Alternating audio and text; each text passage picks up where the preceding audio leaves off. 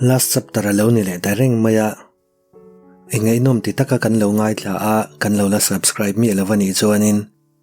I subscribe thevila story ngei nom deuh deuh le beka po kan share dona athar kan da hun in lo mulo pal lo ang ti hloma chu wang chunin lo subscribe anga athar kan da piang in notification in dong ve zung thin don nia Olivia POV tunlai chu kan au pai wange kapuma nuam lo ring mai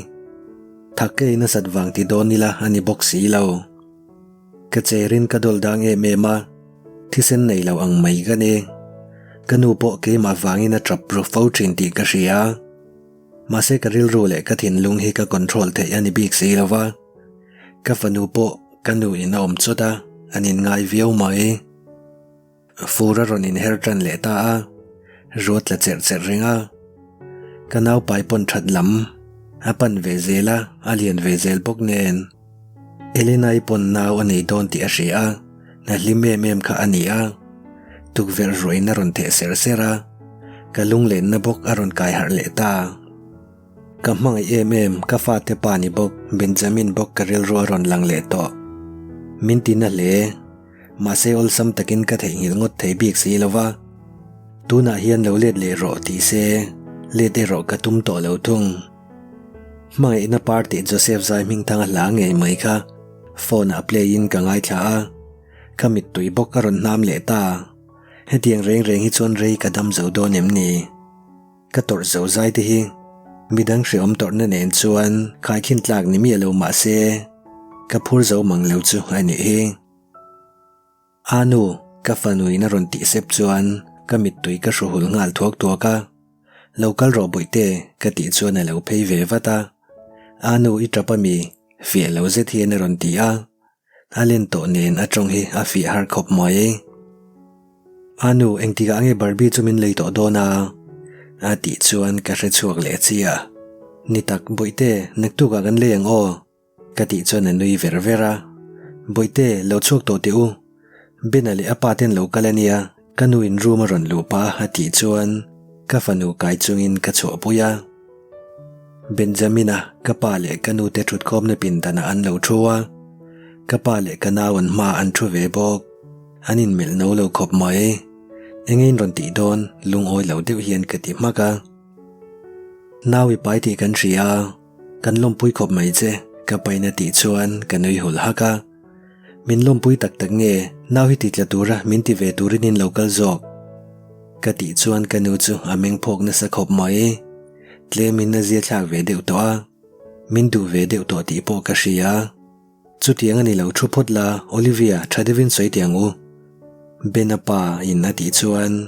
ka fanu pom chungin kana bula ka thu thla a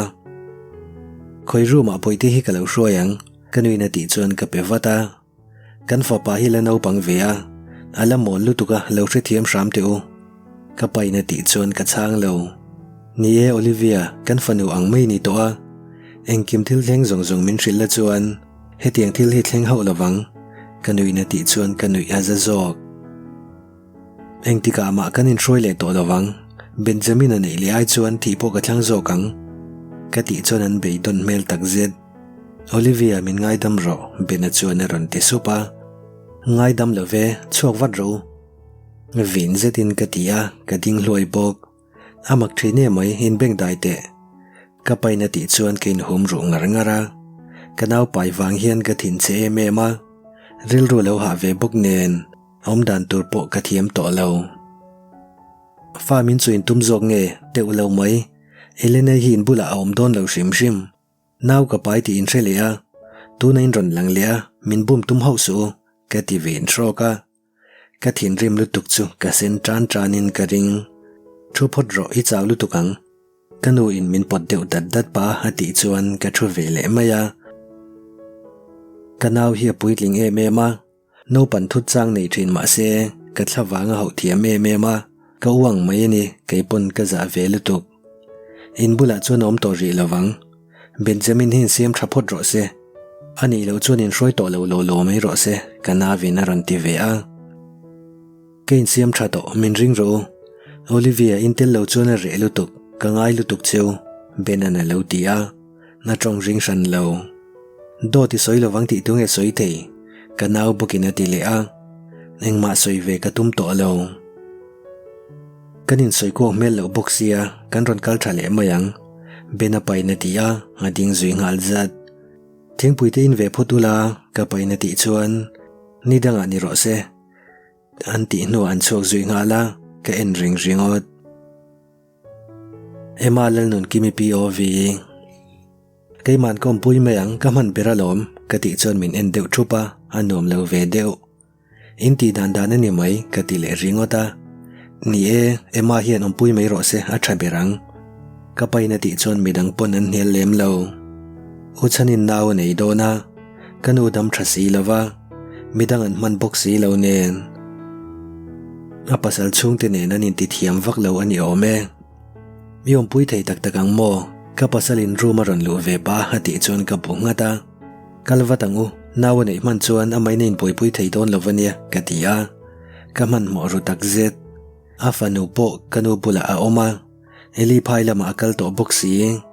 anin nei don kana pasal chung te hian an tu vak lo ani ome ka pasalin dam do in thleng min tha kalau lut ve don em mati chuan angai lo mi pau man phal lo katia ho tura kati le chata wangin lungoi lo devina ho ve na na a ming le omna vel ka zo nuwa kalut zui ngala lu chani ka mu chuan lo mu ba ma i lo thleng to mo alo tivata apu malana vak lo emoni kati hial ala tha e mai nai nem kati chuan nui ringota abek lama thlan ron luang thla ka mu chuan ka pan na evata naw veina min khaya ka pumana to lutuk hati chuan doctor kauturin ka kalwata nei la hun lo zo lo lo ro se nei pa ngai nei tir kan du boxia doctor chuan atia akuta ka vona ka kut nget zetina ron von ve a thoma chu ho lo a thlan fi ma far zoi zoi thung ana viawa mi kati chuna bungata naw ne hi lo na don ani he kati mai thitlu kain ngai ro aron tia katui boma ke ati zomzat doctor man mo devin kawa kawa naw ne ru ma han nor lu nu chuan kanute ka kol ngala ipale demian ten ron kalang ati no ari sok soka phone po chu akat zui ngala kalau ngak reng are kati to tak zet reivak lo nu nurse te han ron chuak sap sapa naute min ron pek chuan kalau ban vevat naute de om takin neye ti pain naute chu min ron pe a kalau pom vat amel thatak zet kapa te an ron thlen po chuan uchani chu han la ron nor chuak lova are du khop mai naute chuan pom ve liam liama apain mu se lim ve ngotang apa zin lai takin ron pianga zan thilani to bok nen atuk lama aron ho don ani mel amel thale mai anu chuna ni marka se chuna ti ve supa thate la a kanu mu ti ra tumani ome uchani naw pai khan apum mate eme ma naw pai ti ke phei chon ka hre ve hau lo no te chu halian em ran lo uchani pon ron nor chok ve a afanewa mu chuan amit menga hlimna kha ka mu mai lo kan va ho photangi o mate naktuk lama kan ron kal le don nia emai om tho boka i du dui hril zel mai don nia emai hi felte mai nia in thlashung reng reng su kan va ho photangi o ema ka paina ti chon ka lo bungata note ka pom wangin ka thla lem lo ema nawi pai ve tu em uchanina ti chon ka phuzok thei la pai le waniang ti pain kan noi saka note chu ka ena ka od ve tak zet a fel ru phian boxi ka thalu tuk note kha mudla mu ve to ro uchanina ti chuan a bula ka va mudwata thutleng ayan ka mu mayang min ngai to mele ma wangin katia iling donami chota khan muzok la ati chon lu kathinga thutleng ayan kan munge tho zung zung ol zoka kati chuan min nel to lem lo kamu hil theilok lo le ngala note anin tra chok deuh renga kan note tra ve chuan rang devin kathawa aminga ka pain martina lal moi zoli ti aphua ami pachung te lam chuan engma an soi lo ani ma na muro kalopom mayang uchani en zeu pa kati chuan chawmel zetin min ena mu hil ro ka ti le ta ka chuan amu ve siar siara zinga dakturin wataran fanga chan chui voi nei chok theyango in liam vak lova iwan nei le moi nei pa ngai ni neya lo thon turing ma om lovania ati chuan ka bu ve ngata dam doi vel chu kan trin a khonin leidon nia ati le nuwa akal chona bilvel ka vati felango ka pa te po ka hril nga lang ka ti chona pungat ngata bil petura phei pa in ka pa te chu chanchin ka hril zung zunga anron kal ngal tur thun soya bilvel kanin pek vel nuwa uchani omna wad lama chuan ka phei le a note po alo lamutui khop moi martin hi enga tinge mudrenga harve to emem ro ti pa ina biang a chuan ka khoi de de a azi ve ji amai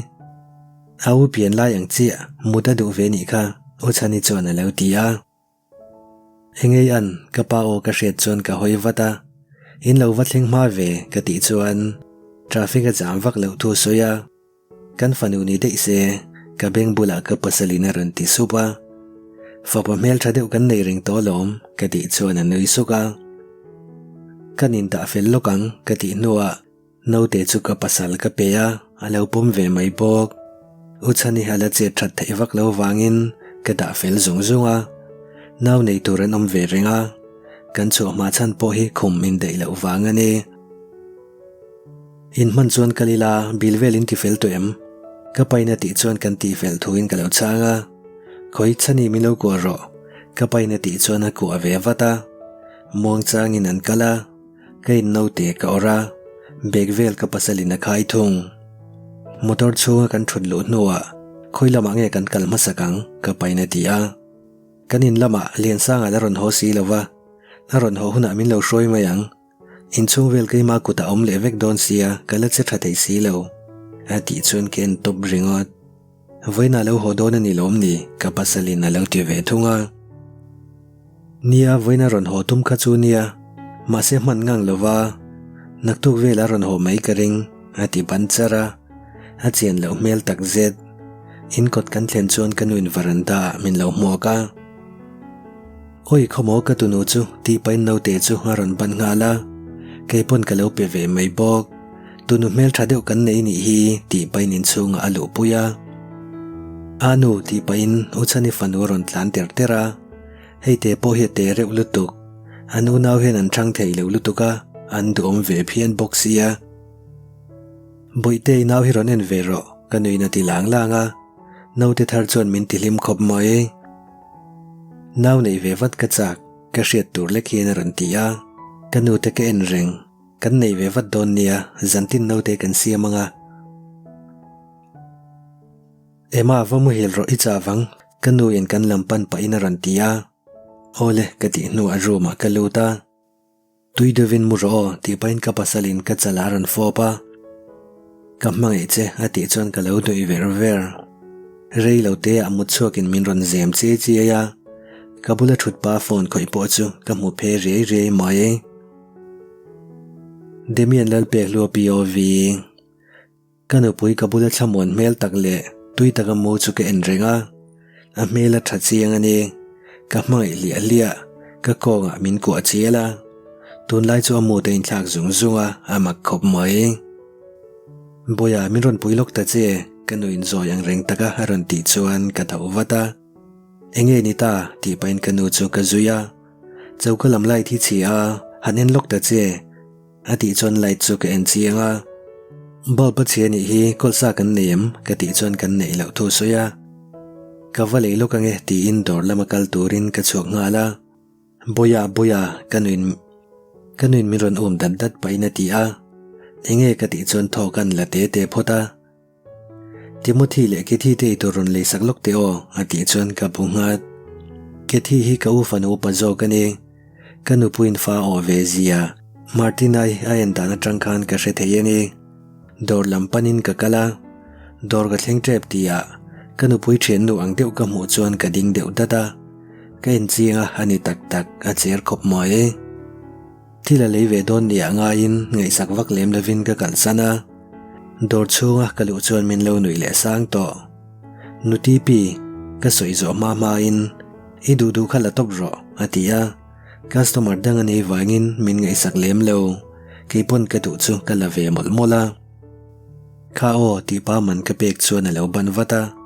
nupui nei mel thasi ati chuan kanui suk mai no te lam te hi ati chuan ahuna kan nei ve mayang katia in zo om tok te hi om ve a kan la nei lo chuan kan la pai lo wa ngai mai se apoi mi alo dora tanga ka chuan kanupui chen lu bok chu man mo devina ron lu ta min mulo ni nge yang ngai sak du lem lovin ka ho sana in ka thlenga bulb vel ka vo nuwa ruma ka valu chuan kanupui po bedroom a trainer ron chuak ve chia iwa tho ma ve ka ti chuan anui saka I thaim ka ti chuan a bunguta adang e mani iwa tho ma ve ka ti non lengat nia ka lu ka chuak lu tuka karil tang wang po ni mai thei atia ka re chuak chia choi lo tu ro phok deu takhian ka tia ho ei lo mut ka du zo ka ati chuan chauka lama ka kai pheya ke main ke ve mayang cho ke pe lo noodle se kan chum zo ka nge ati chuan kan hial lem lo a choi a tui lo ti ka remiova in ti lui vak chi po ani lo va pheila tinge minen charchara ati chuan kan noi suk ringota du mem nu ti paina hnung lama train ka ku a mel thai mem pa alo ti ve a khoi kanei lo ka ngo ati chuan ka thla ve maya ei vela ti pa kalama noodles chum thak mel zetaron lek pei chuan lu ka thing wata thagi na sama ma lo mo ka ti chuan athil ei lai chu nga top chota minhu phurti na mi ati chuan nilove ipum ka ngai to wangania ka ti chuan a thutum de ubara I phallo te chuan thadivin soimai te che atia abianga mitui ron luang nge ringot kalau thohak ngatinge hau mi te mian kapa chauka ron lupa ati chuan ka phude uzuk haulo wa trap ringot alom in soi fe tum takin ka tia min en car boxi ti ngeina ka shelo takzet haulo la ngatinge trangotang ati le a thakei wak su ka tia a trap ringot ani kha ka ti chuan in nit fai trap to so ema ka dara ben thak pain ka paina tia akal sun zui ngala ei ro le ka ti to lawang ka ti chuan a mit tui ne na ei ve le maya no te ang chi ani heti om chan hi mak ka ti khop mai I mu tin thak thut hi mak ngot mai ka ti chuan min chang lo ema lal nun kimi POV thil gei zo chuan room lama ka lu sana kein thre thiam bik lo ka period don nge ngati nge heti ka om chan hi shiat puin min lo kol ve hlola hello ka ti chuan misual nu pasali ne ya hin tu makmaka naw ka ve me kania ron kal ta che ati chuan ani takami ka tia aw yom lo e naw ve chuin rong zot thei lawang ka ti chuan ka u nui ri hok ka ria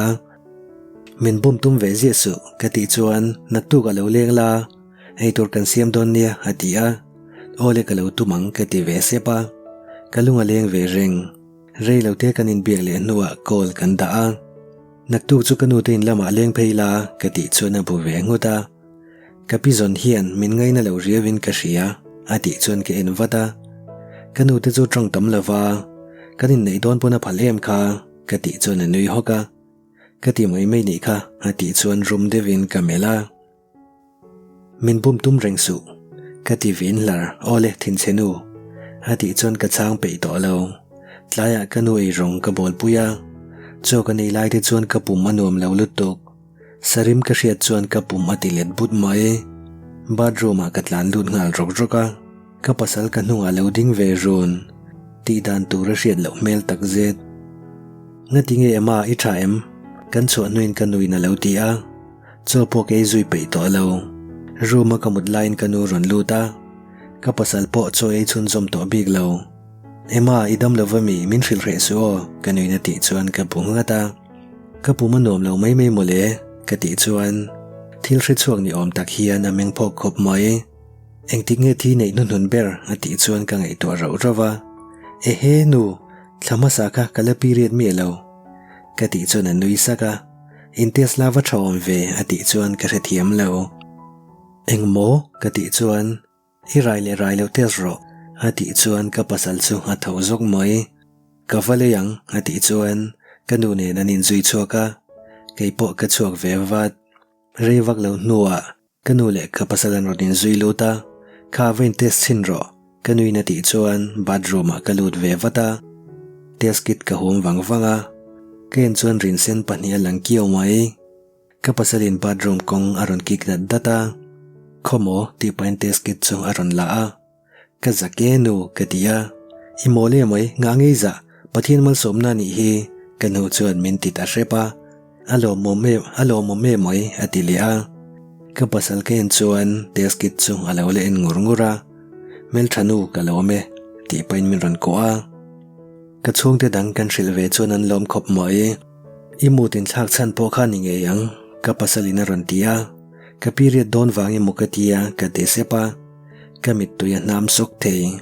ka mai che ma ka pasalina tia anu nau ka nei don mo ka fa pa in lim zedina ron tia o ni chiang e boya nawi nei don ka ti chuan a lim lutuk chu a zuang ve tor mai uchani te po no te pom chungin an ron chuak ve a min lom pui ve tak zet kan pai ma te ro no te hi ka ti chuan ka lu amin kuk foka pathian mal somna ni hi ka pasalina ti sup nia te ro ka ti chuan an nui le suk trina aka achip thei me ulo ane no te hi enga nge niang le shet puina tia ka hrelo le halo piang kha ke chuan ka du vek ka tia ipum hi lian to e apum chul pa ina tia lian ve tong chu thlakua lai ni ve to lom ka nei trep to nang pun nawi pai to hi ati vin lara thin che in kom chu kan trong nem lo ve khop mai I thin che mai in no te po mel thami lawang ka ti chuan min mel rum khop mai khovela mel thaberang lo piang chi sei hreng mayang tu fa mel tha ti la ati chuan kanu lo nui chu khoga in hoye mai min ron puite ema ati chuan ka phei ve maya shet pui kala chet khung shama naming rum le to lutuk adu du dani na che kwal thei to si lawa kei ro kala pur ei lo kala che tha thei lutuk olivein naw pai le zel buk nen kan chen hovin naw kan pai rol vek ani chu ka fa ero anau pang ber don thung nu te in soisel na te nem kanui na ti chuan lu ka thinga ka thin chia ti lo chu in soisel ne mem ka nei lo ka ti chuan an nuya za khop mai rai lai te chuan ani do lom kanui na lo ti ve a shet pui te naw chu lo piang wat se ka mu chak to reu khop mai ka ti chuan nie te ro lo piang wat ro se a re thei sia no te om chuan a zia de wang kanui na lo ti ve wata har sat nei nei chuan soi hre lo la I pasal chung ten felem so kanui na ti chuan ka bule ngata engti ka nge demi na ron kaldon ati zom le zat na bana ron kal tlang nga lang choi turin katia ani pon min chang zui to lem lo nu ka chuak lok don ania kawi na ron ti chuan chuak reng lo te innu naw nei nai to si chu san reng su kanui na lo tia ka rei lawang ati nuwa akal zui nga la choya hun ve trep to a demi na la ron thleng si lo ka kol ta topa o ka lo thleng trep kola lak rolin atia motor khat me kan I mel ole kan lo nga gang che man mo lo la ka ti nuwa kol ka da naw ne I ka she shet pui na ti le hloi theina nei pa ngai nei thei chuna lo mon via wang ka lo tia ka pum hi lian ve wat se ka ti khop mai heti hian pasal nei chu kan ni ve to mai sia fa te kan nei anga in khol ti lem kan ang don reu shet pui chona ti sep sepa min soi hawe mai demi na chu lo thleng trepem hot lai lu tuk lo la thang kanuin kabula ron thut pa ina tia aw lo thleng trep ka ti nuwa min ron en zoka veimim kai cha ke ka ti chuan veimi mala hun si lawa awa wang don ve kanuin na lo tia ke chu naw ka pai tir khan theile chobak karil ru aum lo shet pui na lo ti ve zewa ke chu cho ke chak lo zo ka sin ka ti chuan pon lama thom uma wangin min chang to lem lo I lo thleng to mo lo lut ro kanui na ti ri kan shet chuan ka pasal lo thleng to ni ka ring ve ngal maya demi na lo thleng to boka choi ngal meng uo in tlai lutuk palang kanui na ti nuwa kapa kau turin na lutlang ngala kan choi lain ka uron hoa demian tun lai na lamte thamo kapa ina ti chona that thui na chang ve maya choi ve ngal donim kanuin ka u au lau pai na ti a kalau phei ati nuwa chaukalama ka uron phei ve ngala nu kan va phei phot mayang ka bek ban pa ka ti chona loading vata pon thleng kanuin min tha hilung chula lengem ka pasalin ka kudran to zeu pai na ti a leng to love ka ti chuan anui ve suk suk mai ngati ngai noi renga ka ti po chona la khi song ringa ka lim ve ni mai lom ati chona mala ka sigwaka a then ve chak chak mai in kan thlen ve le ruma ka luta khuma ka buk thlop kalu van na tak ka ti a ka pasal po ka bularon mu ve a thadevin muro note khai ti na nge ati chuan ka muzang thal ve maya thuyoi to khop mai ati chon ka melawak a main koi lo ngai mi ka ti chon a nei le hok hok to enga tinge mo hote te an i reng zel ni kanu pui do tak ti pain ka moya ran fo pa in lo ho to em ti pain kanu ro ma ran luta kongka ka kal to mai don sin min ron ti ti deuh hi na ti a ke ni pon kan hnial lem lo 2 years later ani ta de ye amon lal pe kim ka ti chona ran hoi ve wata fa pa bok kan ne ya timothy pot lang wal ve to a anaw dot leo khop mai kanu le ka pasalin an at chila an hau phal me ulo ti to su ka tiam ka fa pa man be pain ka tia tui khoi lo tu ri ri tlang leng ka ti kha ti pain room lama ka pom phe ya a hu le luam to kum khatani ve to a trong a har sat khop mai thlasik lai ni bok nen a ritlan ka lau hle bok tu ye lom lu tu khi ha boi tha ka ne no te la ni kha shok vak vak zel su ka pasalin ron tia alo lak nat pui le to ni nge yang a duat over lu tu ka a sol pha vek lo thlang mai ro a tui ti bok vel ka vati fai lokang ka ti no ka chwa san zui nga la nu khoi ke man ka lo tiang ngati ngei lo khoi du ti pain chot no na ka chu saka a holu tuk a har sa lo ti pain ka shomol mola khong ya mona ka ti chuan ruma va phei ro aron tia ka kal ve mai bok ema khong ya kanu kha marka sana lo ti chon ken vonga ngati ngei lu chu ka ti chuan a toi zawa ronga kai ni he ati nuwa tui te na lama a pheya ama ti ri ka hret chuan ka hoi ve wata ka fa pa lo ni in thak to mo mi sol pa ti pain ka poma ti jesu ti pain ka pasalin kana ka ran mer zewa apa kan va cholok do na mi ka ti chuan ka pasal po bo ve ngata kan chok do na ni ti ka fa paina hre thiam ve niang alo phur na samai kan chung koin dor lampanin kan kala engei leidon ka pasalin ti chuan timothian phei khok thara du sia en sang mai ka tum dewa ka ti chuan a bunguta ngadinge mai roi mai lo ati chuan surprise ka tum ve lom ka ti vin hlar to zona nga lu tukhi ha boi thla kani ole nawi nei nu poni la thin chia ati chuan ka chang pe to alo amona po trong shed lovin rak ve nok noka min chun hle a na pa chun ve na chu ami zia hi ne mai phei khok dora kan chungin kan luta timothy in titlang wal ve to sia kan rol puna chok du to me ulo hei hi trai ma pa ti pain phei khok dum lam chu ke entira abu ngat ringot aron tlak lo ve te sia do ta lom thate ka fa pa pom that pa in ka tia koi ka lo pomang lo thlang ro ka pasalin ti chon ka pe ve maya hei hi lama ngo apa ka pasalin zeu pa ka ti chon a bule ngata manvel kan in pek vel nuwa kan chok ngala bazara kan kaldo ne mapa ka ti chuan duila nei mi aron tia nei em ran love nangma khan dui nei ka ringa ka ti chuan a lu thinga ani chuan kan ho mei do na mi atia keipon kan hial lem lo in kan thlen chuan timothy ka zong ngala tim ka ti chuan a room trainer ran chuak ve chia thenom pa pu khu ma soyang devin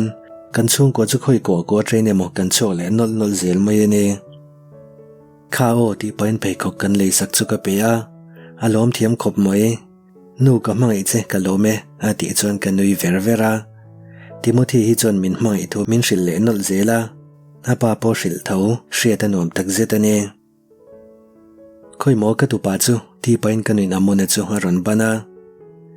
chani po apasalina ron hroi towa boina eme man nei ran to lo ani ome alom tak takani kan fa pa khuma tois khal chu kan no pain kan en renga min chun lo hi chu ka thin rim tre pani ka pasalina ti chuan kan nui hok hoka ami zia chuan nang ma chi lom ka ti chuan nui ve suk mai oi ka du lo ema demin ron chuak wat teu ka nui na ti chuan ka fa pa pom chungin man mo devin kan chuaka oi ka ti luai amana po ka pom nget lo bok nen ka thlau ta dei mai Timothy lama ka phei wata ngatinge timtimi lu chu ka ti luaya a thi na sa e mani ngatinge ka ti chuan ka thanu min ngai to su aron tia na thalo ti ero ka chiang hle thung amunda trapji ka hriat chuan ka har chuak chia oya poilu tuk ka tia ka chi ai ve ka ni ber khoya pa nu te ka lo peang ka ti chuan min lo pe ve maya na chu nei lo wani nge yang Timothy ti pa in ka mel ngara ka tlu sual pala lom ati chuan ka oi lo lutuk tluk sual na ni thei lo ka ti chuan a tho haka tak taka lom nu ati chuan ka zot lui du tu bik lem lo ka pasalina ti fai sak mol mola Facebook ratin marka saron luta a thoveng vengot moi ngatingai lu chu Timothy lu in tom lu ka mo chuan atia aron thleng rang viau bok atlu sual palani hi ka pasalina lo ti chuan marka sa chuan lu thing nara in sual pon neklet ve pop tur lom marka sa na ti chuan tu man kan chang to lem lo I thlau na lo mo kanuin ka fa pa nu te ka pek mol mol lai chu aron ena navak lawaniang ka ti chuan tho huai me la puwa Timothy nang po film khur tong che kanuin na ti nuwa kan ep chia thutla a anu khoya mona kha ka pasali na ti chuan ka pe ve maya alo mu hel dei to chuni in awa hun lo ve zana ming rei le don ani kha kanuin na lo ti a ei rong kanunen kan bol du na Timothy po kan bula thu chungin phone khoi mol mola amita thatwak lo wangin tarmita voa alen huna ero lens kan vo sakang adu chuan poi kan tiwak lem lo inomem ringleng longa ti ri kan thret chuan kan hoi rol thota surprise Elina ti chuan kan mengpho khop mai oi engtin nge ka boite kanuina ti hloya karon surprise du chewa ati nowa khonge amuna ati zui nga zata room lama apanen an mudun teu chia kati chona kalwata kati har thawang ron pom chu paina ti a avoi khan mo na hania alom ve khop moi oi mai chi achia atia anui le hak hak train ka fa pa mutui lutuk chu a har thei me olo ngadinge bengbul hi Elina ti hluaya ngadinge kaloti vea aduk kulalom ati chon ka phei wata ka thlau pala ka ti chuan min chang zui lem lo Timothy nang po chunga tinge ati le a alu tom lu boxia makati ve de waninge yang to sol tok palani he asam chul pa in ka ti a amak e boite hanin thla ro marka sapo ruma omkha ati chuan ka fa pa pom chungina chawa marka sa akai tho don ani mel eli mei chu min ti har veka lom le ti pain ka pasal phun no anoi na ron chuaka choi theine mai kanoi na ron tia eli de han ka wange harel tram to ang ka ti no ka chau zui ngala eli cho ka nei don mi ti pa ru ma ka lo chuan marka sanen khuma ka fa pan lo chei do na a har to ni mel a trap me lo chu makang reng chukila ka ti chon an tho ve wata cho te in kanin ti fel zong zonga fai nei sol thei khop mai ifa ten travel thei si I deadline ni travel ani chiang mai ka ti chon anui du mi alo nang mani hi han chun che aron tia kalomeo anu fapadom takle chung ko thatak min pe ka wangin ati chon nui sakin ke ma zokin ka fob zewa mel thanu ka fa pa po mel tra atia Timothy aron lod vea amun ti paina nawa chei vea kalom tak takania boi Timothy po ifa ang cheni en kola mitam tak chun an thei mi lo turania mase nang zui danglam kalei ro lu te in ni ka mai cheu hati chun ka ku alet ve vata a top ta ole story kan chiar chung zonga min ngai thak sarawangin ngai thatu zong zong te inchunga ka lom tak meu mewa story thar kan nei le huna po min lo ngai thak sang le theu don nia next story hi ka chol rei lawanga